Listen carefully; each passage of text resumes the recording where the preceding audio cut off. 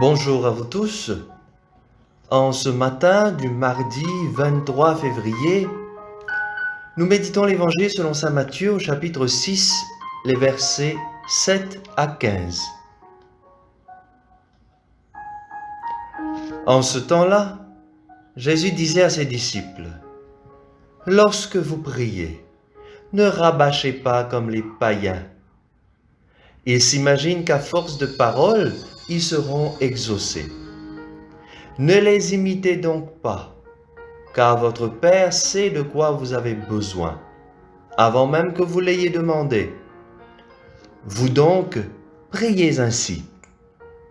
Notre Père, qui es aux cieux, que ton nom soit sanctifié, que ton règne vienne, que ta volonté soit faite sur la terre comme au ciel. Donne-nous aujourd'hui notre pain de ce jour.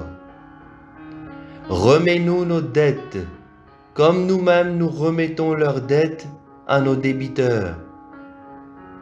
Et ne nous laisse pas entrer en tentation, mais délivre-nous du mal. Car si vous pardonnez aux hommes leurs fautes, votre Père céleste vous pardonnera aussi. Mais si vous ne pardonnez pas aux hommes, votre Père non plus ne pardonnera pas vos fautes. Acclamons la parole de Dieu.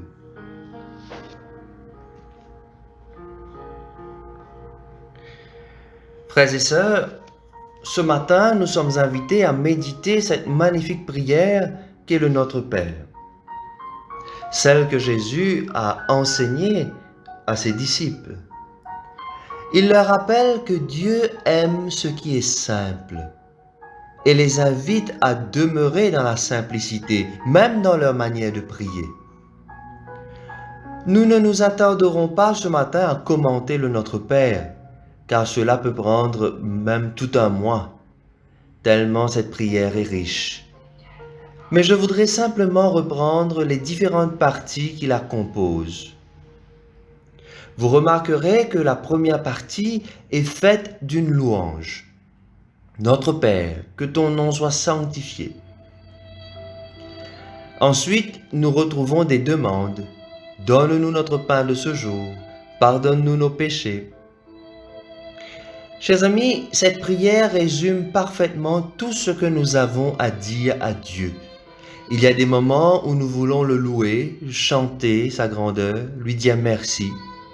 Et d'autres moments où nous sommes davantage tracassés, où nous avons besoin de lui exprimer notre chagrin, nos souffrances, nos difficultés. Ou encore d'autres moments où nous sommes perdus, dépassés, et où nous avons besoin de son intervention dans nos vies, quand nous cherchons un travail, une guérison, une réconciliation. Oui, chers amis, notre vie est faite ainsi. Et ces différents éléments qui composent le Notre Père sont bien des éléments qui proviennent de notre vie quotidienne, de toutes les expériences qui font notre vie. Notre vie n'est pas une ligne droite, elle est plutôt comme la mer, avec des vagues. Il y a des hauts, il y a des bas. Parfois elle est calme, parfois elle est agitée. Alors prier, c'est approcher Dieu comme un enfant et lui dire simplement ce que nous avons dans notre cœur. Quand nous crions vers lui en disant « Notre Père », il faut que ce soit un cri rempli de confiance, comme cet enfant qui s'abandonne sans poser de questions à la volonté de son Père.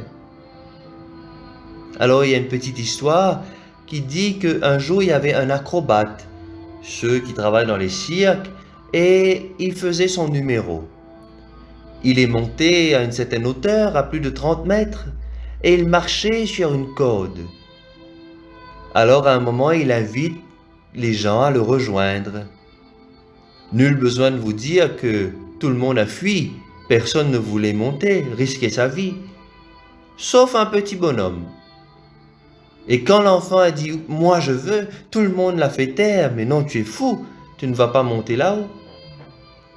Et l'enfant a couru pour rejoindre l'homme en question.